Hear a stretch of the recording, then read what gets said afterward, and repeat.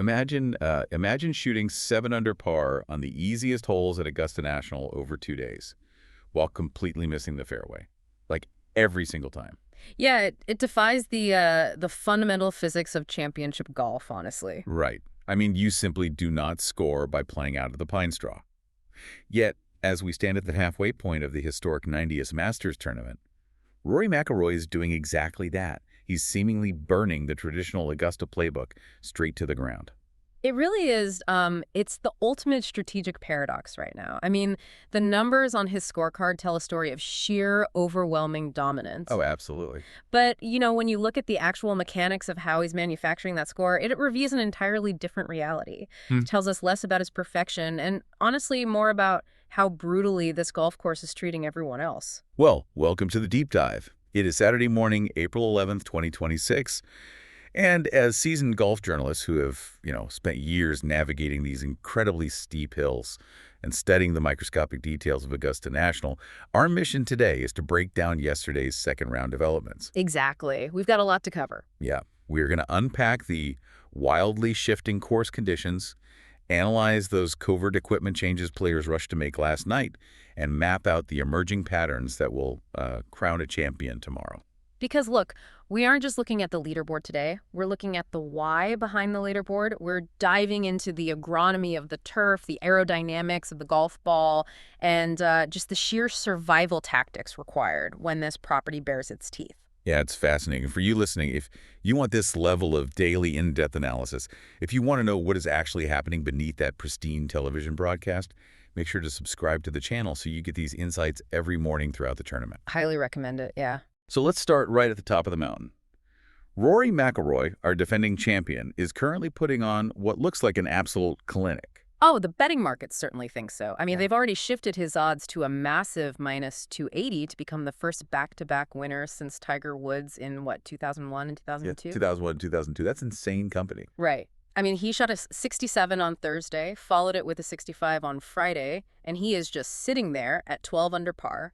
He has a commanding 6-shot lead over Sam Burns and Patrick Reed. 6 shots. Wow. Yeah, and to put that in perspective, a 6-shot margin ties the largest 36-hole lead in the entire history of the Masters. But see, I'm looking at the strokes gained metrics, and this is where the illusion kind of breaks down for me. Because if you just hear 12 under par, you picture flawless, robotic fairways and greens execution. Sure, you'd think so. But the data golf models show a completely bifurcated performance. Like on the par 3s and par 4s, he's doing exactly what you'd expect. He's hitting 65% of his fairways and playing those holes in a brilliant 5 under par. Yeah, standard Rory stuff. Right. But the par 5s are where the math literally stops making sense. It's staggering. Over 2 days, Rory is 0 for 8 in hitting the fairway on par 5s. Wait, 0? 0%. He hasn't touched the short grass off the tee on a par 5 once, yet he somehow played those specific holes in an incredible 7 under par. Okay, I have to push back on this strategy because it looks like a disaster waiting to happen. I mean, it feels like a Formula One driver taking every single corner terribly. But, his engine is so wildly overpowered that he just catches up on the straightaways anyway. That's a really good way to put it, actually. He is literally out-muscling the course's natural defenses. Yeah. But relying on scrambling from the rough on holes like 13 and 15 where you have the water lurking, is that a sustainable mathematical strategy for the weekend, or is he just on a historically lucky run with his lies in the pine straw? Well, it's less about luck and more about the unique geometry of Augusta National. So Think about it. At a standard U.S. Open, missing the fairway means your ball sinks into, 6 inches of thick fescue grass. You're forced to wedge out sideways. right, you're just pitching back to the fairway. Exactly. But Augusta doesn't have that penal rough. It has a tightly mown second cut, and then just the pine straw under the trees. Because Rory is hitting the ball 330 to 340 yards off the tee, he is driving it way past the primary defense of those overhanging tree branches. So the sheer distance changes the angle of approach completely. Precisely. Even though he's offline, his distance leaves him with maybe 180 yards into the green instead of 230 yards, and he's generating enough clubhead speed to just cut right through the pine needles and still elevate the ball. Oh, wow. Yeah, he's intentionally favoring distance over accuracy because the penalty for missing a fairway at Augusta is far less severe if you miss it 340 yards down there rather than, say, 290 yards down there. For Rory's sheer force makes the course look benign on television. But that power advantage is camouflaging the reality of the turf itself. When we look at the rest of the field, the course is dealing absolute punishment based entirely on the weather. Yeah, it's a completely different story for everyone else. Let's dig into the scoring averages, because Thursday and Friday were essentially played on two completely different golf courses, right? Oh, it was a massive psychological whiplash for the field. I mean, Thursday was a massacre. It was brutal to watch. It was. The course played at a plus 3.6 scoring average initially. That made it the fifth hardest opening round at the Masters since 1983. The wind was whipping through the pines, creating these swirling, completely unpredictable gusts. Which is terrifying at Augusta. Right. But more importantly, the greens were baked out. They were functioning like trampolines, just repelling even perfectly struck iron shots. But then Friday afternoon rolls around, and the scoring average just plummets to a plus .85. The field suddenly found some traction. Because the grounds crew fundamentally altered the playing surface. They heavily watered the greens Thursday night to keep the grass from dying, and then on Friday, the wind completely died down. So it was just a perfect storm for scoring. Exactly. When you combine softer receptive greens with zero wind, you give these elite players a static target they can actually calculate for. We saw the ultimate proof of that on hole 15. The pin was tucked in that classic front right location right over the water. Oh, that pin placement is usually a nightmare. Right. Typically, that slope propels shots backward into the pond, but on Friday, it actually played as the easiest hole in the course with a minus 0.5 scoring average. The analytics on that specific hole are fascinating. There was a massive spike in eagles. Half of all eagles made on that hole since 2021 happened during Friday's round. That is insane, just from the little water. Yeah, the moisture in the green allowed the ball to dig in and create friction, stopping the ball on that severe downslope. But even with that moisture, there are structural elements to Augusta's greens that defy physics if you're out of position. Look at the lag putting data. Oh, the lag putting data is terrifying. The data golf models show that lag putting from the wrong quadrant on certain greens this week isn't just difficult, it's practically impossible. Specifically, what, the middle left pin on 16 and the back left pin on 17? Yes. If you leave your approach shot on the upper tier on 16 to that middle left pin, the slope angle is actually steeper than the friction coefficient of the grass. Meaning you are fighting gravity on a near frictionless surface. Exactly. A player literally cannot hit a putt soft enough to stop it near the hole. The ball will roll 30 feet past the cup and potentially off the putting surface entirely. Man, the architecture just forces players to play defensive golf from the middle of the green, which leads directly to three putts. Always. And now imagine taking that terrifying architectural geometry and removing every single drop of moisture from the grass. Because that is exactly what is about to happen. The weekend forecast is daunting. We're expecting highs in the mid to high 80s, bright baking sun, and the humidity is supposed to plummet down to like 20 to 30%. Yeah. How quickly does the course transition back to that Thursday nightmare? Almost immediately. I mean, Augusta National has a legendary subterranean network called the sub-air system underneath every single green. Oh yeah, the vacuums. Right. They will turn those vacuums on to literally suck the moisture down through the root systems. Wow. Yeah, so you combine that mechanical drying with high sun and low humidity, causing rapid evapotranspiration, and the turf will turn into a concrete parking lot by Saturday afternoon. So when players saw those Friday afternoon scores and looked at the weekend forecast, panic clearly set in about this bake-out. Yeah. Because, you can't overhaul your golf swing overnight. No, you definitely can't. So the equipment trucks were just flooded Friday evening with players begging to alter their physical tools to buy some extra margin of error. Yep. The objective heading into moving day is simple to articulate, but incredibly difficult to execute. You need to launch the ball higher and land it softer. Because standard approach shots are simply going to bounce right over the back of these firm greens. Exactly. To counter this, players are entirely reconfiguring the arsenals inside their golf bags. Let's start down with the wedges. Augusta is famous for its shaved runoffs. Those tight collection areas around the greens where the grass is mown so close to the dirt it looks like a felt pool table. It really does. And to survive those tight lies, players are switching out their standard wedges for higher lofted, low bounce lob wedges. What does that look like in practice? Well, we're seeing players take a standard 60-degree wedge and have the technicians physically bend it to 61 degrees while grinding the bottom of the club to reduce the bounce down to just 8 degrees. Okay, so think of the bounce on a wedge, like the hull of a boat, right? It's a great analogy. Yeah. More bounce keeps the club from digging deep into the turf, kind of like a boat skimming over the top of the water. But off a tight, dirt-like lie at Augusta, if you have too much bounce, the bottom of the club hits the hard ground and the club head literally bounces up. Which is exactly what you don't want. Right. It sends the sharp leading edge straight into the middle of the golf ball, sculling it across the green into a bunker. Exactly. So by grinding down the bounce, that razor-thin leading edge can just slide flush under the golf ball on those grassless lies. That extra degree of loft then pops the ball almost vertically, allowing it to land softly without forward momentum. You got it. It's a highly specialized tool designed entirely for frictionless environments. But they aren't just altering the short game tools. The adjustments at the top of the bag are even more drastic. Oh, absolutely. Players are actively pulling their 3-irons and 4-irons out of the bag entirely. And replacing them with high-lofted fairway woods, which is crazy. Like Tommy Fleetwood, who is sitting tied for 4th right now, is carrying a 9-wood this week. A 9-wood. It sounds wild, but it's actually a brilliant play in biomechanics and aerodynamics. Break that down for me. So Fleetwood is using that 9-wood for his second shots into the long par 5s.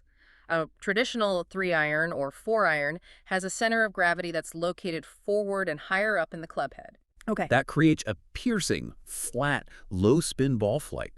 When that ball hits a firm green on a 40-degree angle, it just bounds violently forward. Which is how you end up in the azaleas.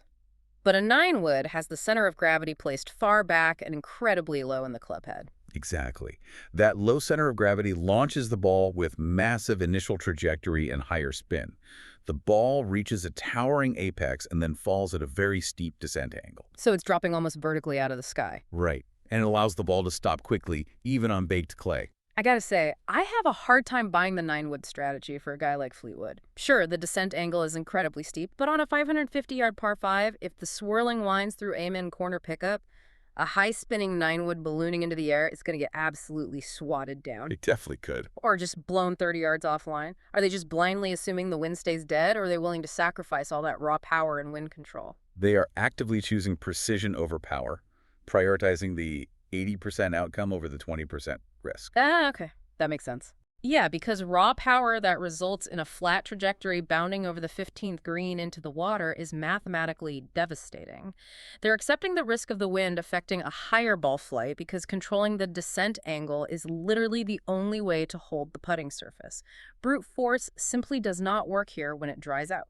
And this exact requirement, prioritizing descent angle and delicate turf interaction over brute force, is completely rewriting the leaderboard right now. Oh, 100%. The players who usually bludgeon golf courses are suddenly looking completely lost. Yeah. Let's look at the chase pack because the big names falling away perfectly validate what you just explained. Yeah, if we look at the pure power players, the guys who dominate traditional tour setups, they are struggling mightily. Scottie Scheffler sits at even par. Which is shocking for him. Very. His iron play is usually impeccable, but his flatter ball flights resulted in uncharacteristic mistakes, including bounding balls straight into the water on both 13 and 15. And the narrative surrounding the Livy Golf stars coming in was that their sheer power would overwhelm the property. But Jon Rahm and Bryson DeChambeau fell totally flat. Completely flat. Rahm was battling the cut line all day Friday and sits at +4, and DeChambeau shot a disastrous +6 and just completely unraveled. DeChambeau's the perfect case study here, isn't he? He really is. He uses single-length irons, which are all the length of a 7-iron. Right. The biomechanics of his swing, combined with those custom clubs, produce incredibly fast, penetrating iron shots with very low spin rates. On a soft golf course, that is an unstoppable combination. But on baked Augusta greens. Uncontrollable. A low spin shot is just uncontrollable. He simply couldn't stop the ball near the hole. Augusta's demand for delicate, high-spin touch just exposed the limitations of a pure power game. On the flip side, the players thriving are the ones whose physiological approach matches the course's demands. Justin Rose is currently tied for fourth at 5 under par. Justin Rose possesses one of the most elite around-the-green games in the sport. He's a wizard around there. He is. According to Data Golf, Rose has generated 64.7 strokes gain points at the Masters over his career without ever securing a win. That's heartbreaking. It is. That is the fourth most in history for any player at a single major without lifting the trophy. He has 3 runner-up finishes here, including brutal playoff losses to Sergio Garcia in 2017 and to Rory McIlroy himself just last year. You know, watching Justin Rose at Augusta is like watching a brilliant codebreaker who cracks the hardest cipher in the world, navigates the traps, gets all the way to the vault, and then somehow forgets the combination to open the door. That is painfully accurate. He has the exact tactical game required for this property. He uses the bounce of his wedges perfectly, maintaining a shallow angle of attack that picks the ball cleanly without chunking it into the firm turf. The mechanics are flawless, but he freezes at the final hurdle. The psychological weight of those previous runner-up finishes cannot be overstated. He has the physical tools to thrive as the course turns firm and fast this weekend. But closing out a major championship, particularly at Augusta, it just requires a mental equilibrium that he has historically struggled to maintain when the pressure spikes on the back nine on Sunday. But no matter how perfectly Justin Rose executes a shallow wedge shot, or how well Tommy Fleetwood calculates the win for his 9-wood, you simply cannot calculate for Augusta's ultimate X factor. No, you can't. Augusta constantly injects a level of wild, chaotic unpredictability into the tournament through the environment and, well, the patrons. Yeah, because the patrons are allowed right up to the edge of the manicured turf, the environment itself becomes a hazard. Look at Xander Schauffele on the par 5 8th hole on Friday. Oh my goodness, yes. He hit a wild, errant tee shot that flew deep into the patron area. But instead of bouncing into the unplayable thicket of the pine straw, it landed perfectly inside a patron's merchandise bag. Just unbelievable. It flew directly into a woman's souvenir shopping bag. It is the most Augusta thing imaginable. And the rules situation there is fascinating. Under the rules of golf, a patron's bag is considered an artificial movable object, not a temporary immovable obstruction like a grandstand. So what did he have to do? Schauffele had to call a rules official over. He marked the spot directly underneath the bag with a wooden tee, physically reached in, and removed his golf ball from the shopping bag. Which must have been hilarious to watch. Oh, the photos are incredible. He moved the bag away and then placed his ball back on the marked spot. Because of that incredibly lucky break, the bag prevented his ball from rolling into an unplayable lie. He actually hit a clean shot and managed to save par. He even thanked the patron in his press conference later. Which is great, but Xander wasn't the only one having close encounters. Right. Jordan Spieth, who thrives on chaotic golf, hit a patron square in the head with a loose drive. A terrifying moment off the club face, honestly, but thankfully the patron was unharmed.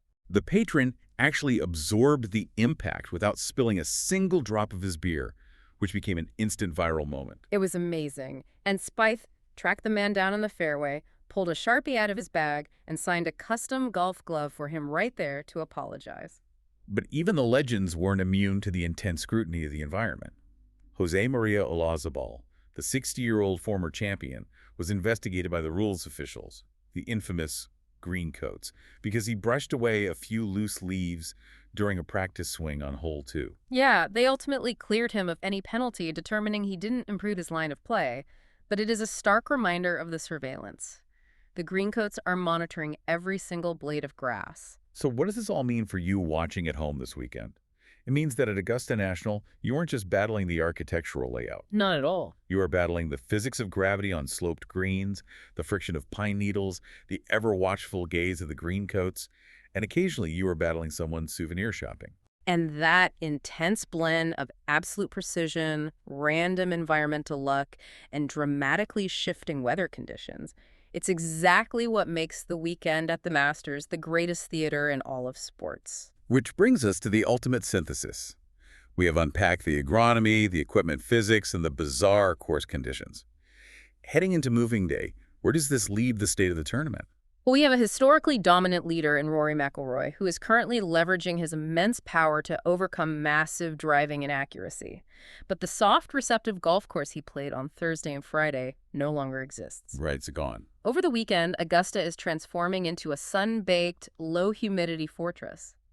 The players armed with those high-lofted woods, low-bounce wedges, and shallow angles of attack, like Justin Rose and Tommy Fleetwood, they're uniquely equipped to strike when Rory's scrambling inevitably regresses to the mean. The physical battle is set, but the mental battle is what will decide this. Exactly. And that leaves us with one final puzzle for the weekend.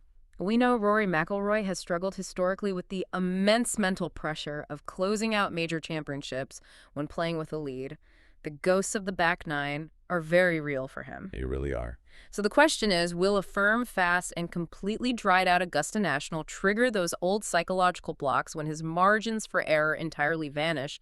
Or does a massive six-shot cushion make him mentally bulletproof, rendering him uncatchable no matter how brutal the course gets? Man, the blueprint is officially out the window. Now, it is simply man versus nature and man versus history. Thank you for joining us on this deep dive into the 90th Masters. If you want to know how this incredible narrative shifts and evolves, make sure you hit subscribe so you don't miss tomorrow morning's analysis. We will break down exactly how moving day altered the landscape. We'll see you on the first tee.